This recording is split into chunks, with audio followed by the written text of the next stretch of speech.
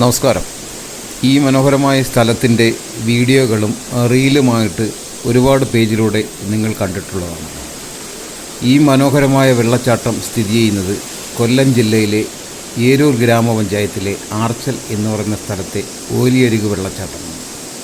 ഏരൂർ ഗ്രാമപഞ്ചായത്തിൻ്റെ നേതൃത്വത്തിൽ വെള്ളച്ചാട്ടത്തിന് മുകളിലൂടെ പാലവും ഒരു വ്യൂ പോയിൻറ്റും ഇവിടെ ഒരുക്കിയിട്ടുണ്ട്.